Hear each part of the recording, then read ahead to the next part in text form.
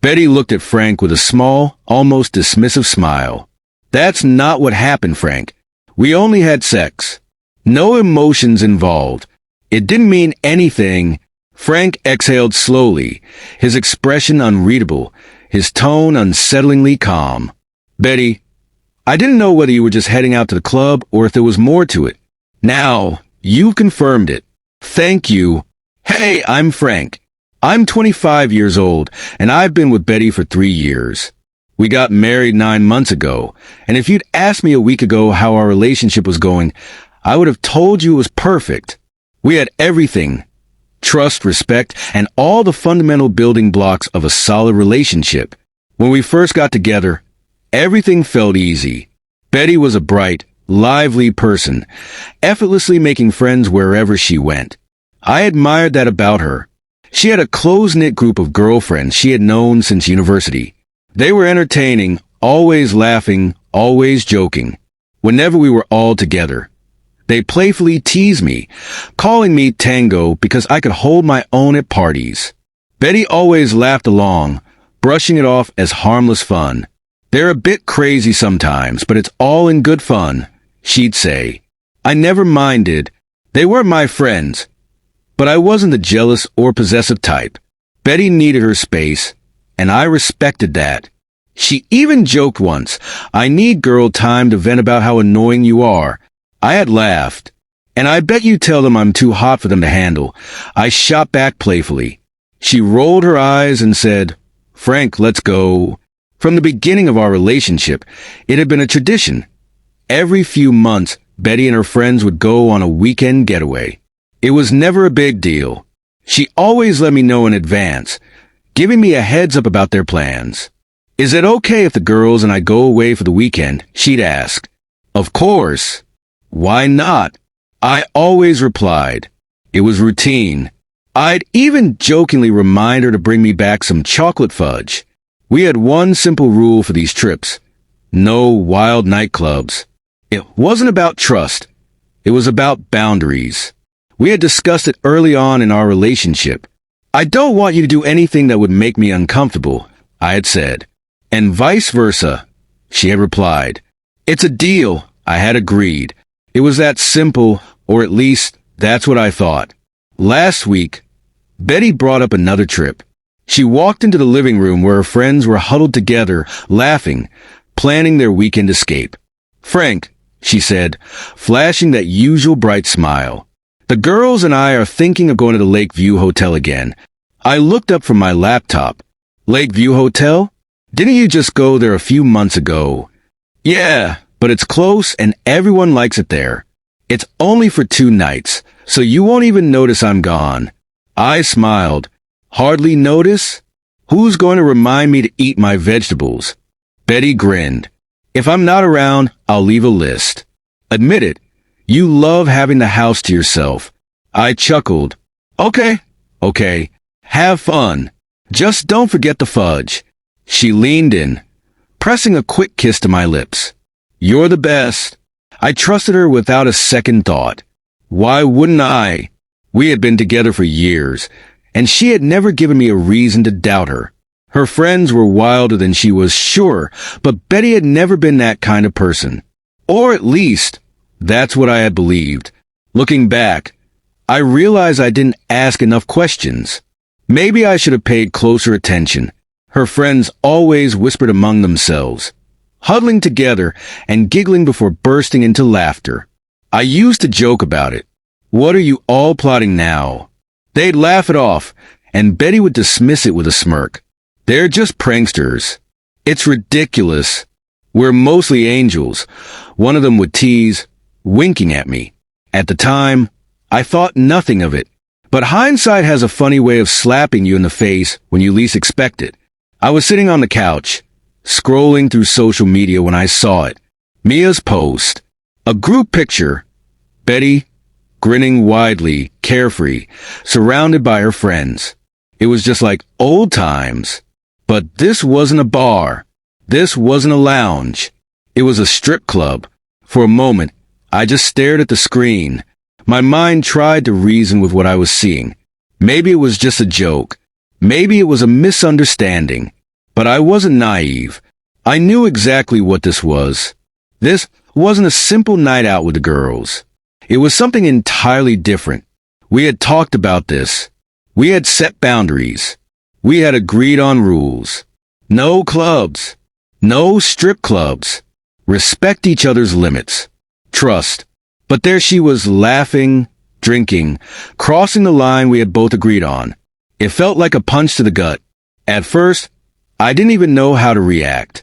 I wasn't angry, at least not in the way you might expect. More than anything, I was in disbelief. I couldn't believe what I was seeing. I stared at the photo for what felt like an eternity, trying to process it all. It wasn't just the fact that she had gone to a strip club. It was the way she looked in that photo, completely at ease, enjoying herself, living life to the fullest. Meanwhile, I was sitting at home, thinking everything was fine. I had trusted her. But now, I was starting to wonder if I had trusted her too much. Like a fool, the worst part wasn't even what happened. It was that I couldn't just ignore it. It wasn't about the club, not really. It was about trust, about the foundation our relationship was built on, the honesty we had vowed to maintain. And she had shattered it without a second thought. We had always agreed to be truthful with each other, to never cross certain lines. But Betty? She didn't care. She completely disregarded the boundaries we had set together, and that was where the pain really struck. I didn't want to confront her immediately.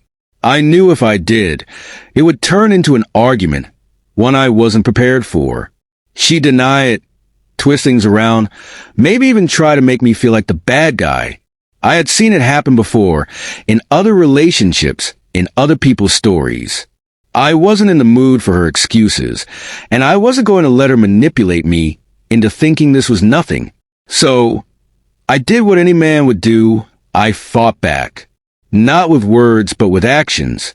If she could do whatever she wanted without consequence, so could I. I didn't overthink it. I just booked a trip to Miami with my friends. No warnings, no explanations. The moment we landed, I knew exactly what I wanted to do. It wasn't about partying or getting caught up in reckless behavior. No, this was about making a statement, about reclaiming the freedom she had stolen from me. We went to a strip club that first night, and I made sure to take photos, not of myself, but of the scene around me. I knew she'd see them. I wanted her to see them.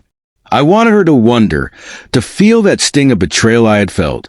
The rest of the trip was a blur of beaches, drinks, and laughter. I told myself I didn't care about Betty, about whatever excuse she concocted when I got back. I needed space, needed to remember who I was before I became the fool who followed rules while she broke them without remorse. When I returned home, I wasn't interested in talking. I didn't want to hear her voice, didn't want to listen to her lies. I knew she had something to say, but I refused to give her the satisfaction of thinking her words could fix what she had broken. But then, something happened that I hadn't anticipated. Scrolling through my phone, my chest tightened. There was a post from Frank, a picture of him at a strip club, drink in hand, looking completely unbothered. My stomach twisted into knots. What was he doing? Did he know? Was he trying to get back at me? The weight of it all crashed down on me. By the time Frank got home, I was ready. I waited, pacing, my mind racing with a million thoughts. The moment he walked through the door, I confronted him. Frank, what the hell is going on? A strip club? He didn't even flinch. He just looked at me, cold and unshaken. His gaze alone was enough to cut through any pretense I had been clinging to. Betty, he said, his voice calm but sharp, let me make one thing clear. This isn't about strip clubs. It's about you, about your lies. I swallowed hard. The fact that you went on a trip without telling me. That's what this is about. My stomach dropped. How did he know? I thought I had covered my tracks, thought I had been careful. But somehow, he had figured it out. You're such a hypocrite, he continued, his voice steady, unwavering. You cheated on me, and now you want to accuse me of crossing a line? You've been doing it for months, Betty. Playing innocent, acting like an angel. I didn't, my voice cracked. That's not what happened. It was just sex, Frank. No feelings. Nothing. He laughed. But it wasn't a laugh of humor. It was cold, empty. Betty, I don't know if you cheated or just went to a club, but you just confirmed it for me. Thanks for that. My heart pounded. My mind scrambled for an excuse, a justification.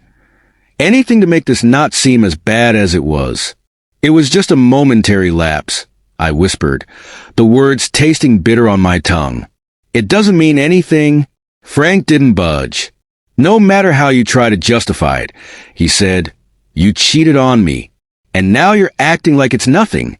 But you're wrong. You crossed the line. My cheeks burned. My throat tightened. I wanted to deny it, to spin a story that made me the victim. But the truth was suffocating, and Frank's unwavering stance made it impossible to ignore. Betty, that's it, he said finally, his voice quieter now, but no less firm. I trusted you completely, and you made a fool of me. I've had enough. Panic shot through me. Wait, is that it? You're really going to give up everything?